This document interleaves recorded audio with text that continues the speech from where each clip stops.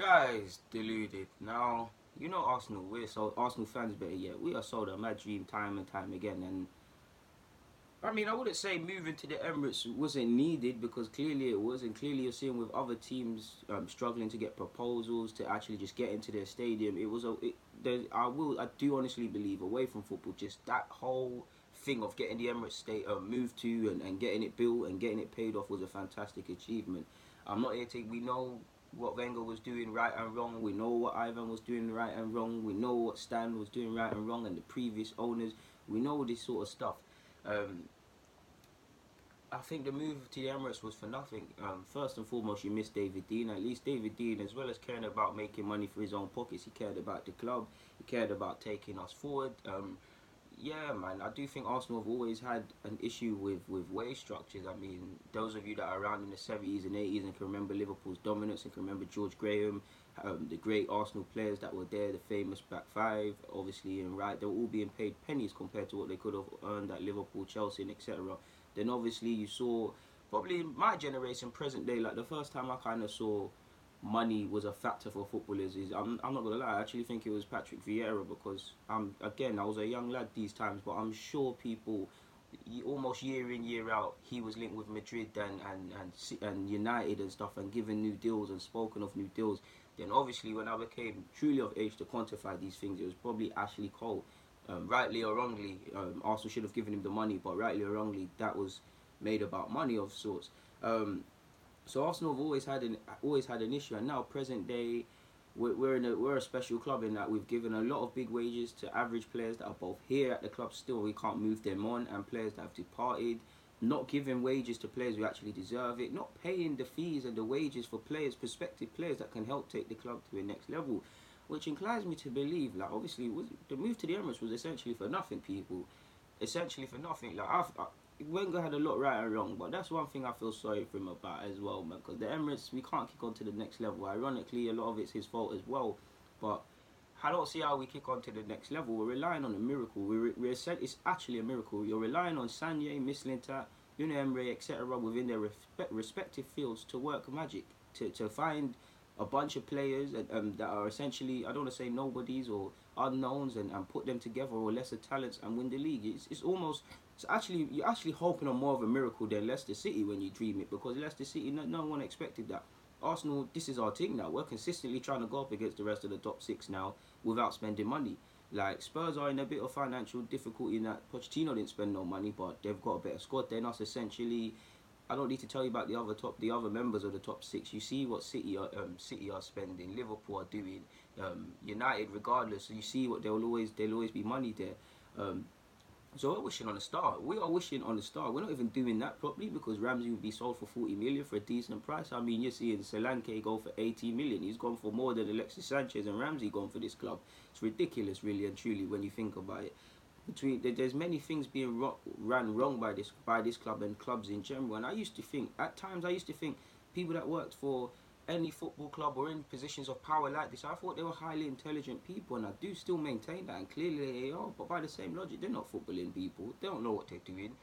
And like it just feels like the move to the Emirates was for nothing because I mean we're arguably worse as a football side now. Like we moved to the Emirates, it was needed, but what we're fifth, sixth, the team is away. Several issues with contracts and stuff like that, and the likes of, not to dig them out, but Ozil, Mkhitaryan, it's gonna be very hard when them lot really fall off as footballers to move them on.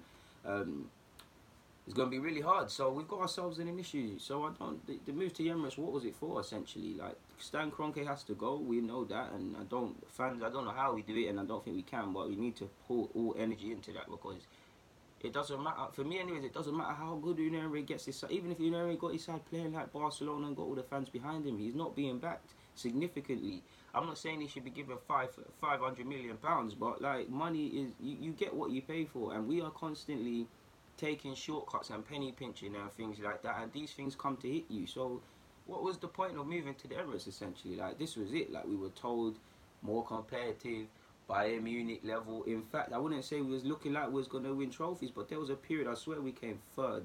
We actually had or third or second. We actually had an issue playing against the smaller teams versus the big teams. It was a season under Wenger. We came second. Obviously, Leicester beat us by 10 points. If Wenger can never win that trophy, he can never win it again. Essentially, um, you obviously saw 2012. We came out of financial difficulty. Essentially, 2013-14. I'm so sure you saw Mesut Ozil land. Finally won our first trophy. Then you saw Alexis Sanchez. These were big money transfers for us. 40 million to other clubs is nothing. But at the time for Arsenal, you're thinking, wow, because before that, Arshavin was a big signing to me. You're seeing these lot come in year in, year out. Obviously, Santi was there as well. You're seeing the squad being built. You're seeing a slightly more competitive side. And then it was all torn down, essentially. It's almost... The Arsenal players that were here within the last...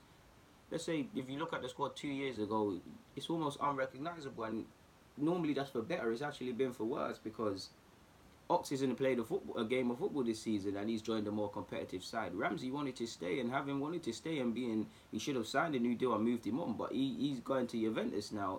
Obviously, Wilshere is Wilshere. Alexis, you should have sold him for 50, 60, whatever City were asking for, were willing to pay in the summer. You then let him go for free for Mkhitaryan. Now, Mkhitaryan's a decent player, and life threw us lemons. We got some lemonade out of that, but he's not performing consistently. He is a decent player and he has put in the work this year, but he's not consistent. If we're trying to save money, you're looking at the highest earners, and it's him, Ozil, and a couple others, and it's going to be difficult to move them on, really and truly. So we've got ourselves in a mad pickle. So really and truly, the move to the Emirates was for nothing. And to a degree, I love my club, but I feel because I do the Ludi Guna, I'll never be able to work for Arsenal anyways. But it just feels like it's all a lie, essentially. Beyond the guise of winning through harmony and being an elite club and being this and being that, Arsenal don't care. Like, Arsenal's extremely average. Beyond the lying to the fans with the wanting to get back to champs and all of these things, you're just seeing high ticket prices. You're seeing woeful team play. You're not really seeing direction.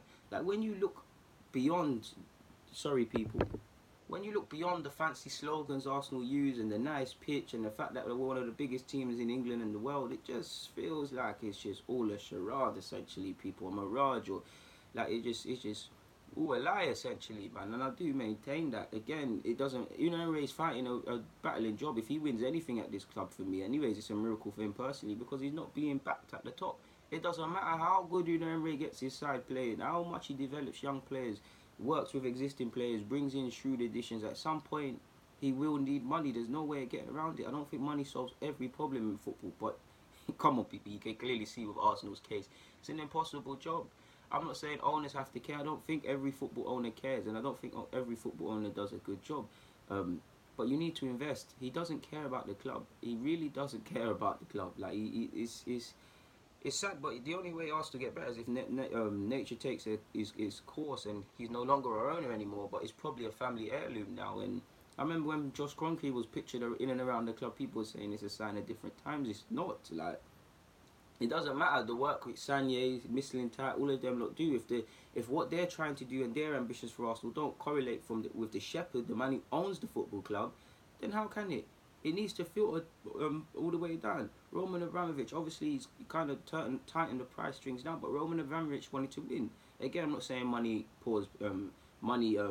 solves everything, but manager changes, people coming into the side, constantly in dialogue with managers about players that could be signed. I'm so sure Shevchenko was his signing. Obviously, it didn't work out. He pushed the boat out for that one. You look at David Dean, obviously didn't own, well, depending on how you look at it, cared about the club, was shareholder and everything there, but he cared about the club. He did his diligence to obviously look at Arsene Wenger and bring Arsene Wenger in. He did his diligence obviously when Bergkamp came in to realise we need another manager. He did his diligence to bring Dennis Bergkamp to this club and see Arsenal need to go on another level. He cared about the club. What was it? There was a signing, I think Ian Wright, it's even in Ian Wright's book. He signed for what, 2.5 million, forgive me if I'm wrong. He paid the 2.5 million through his own pocket. Not that I advocate that, it's because our manager at the time, Graham, was acting up.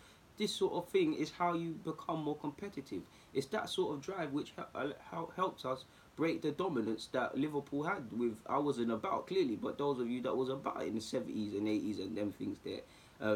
Arsenal, again, through Ian Wright's book and everything, you can see they had a wage structure problem then, but at least people cared about moving in the right direction.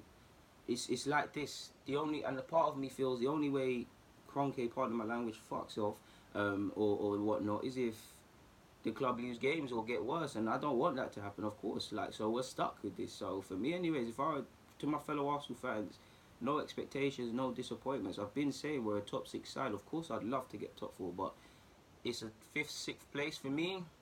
Love to win FA Cup, love to win Europa, but we'll see what them things there are saying. Because if a miracle happens, of course I'll be open to a miracle, but I don't believe miracles happen in football. I believe you need to have right direction, and it's non-existent at this club. So it is what it is at that point. But people deluded. I didn't even mean to do this video. I was actually doing a vid about Denis Suarez, and I just let my thoughts take me away on another vid. So yeah, I'm wasting your time. So let me get out of your head, people. DG.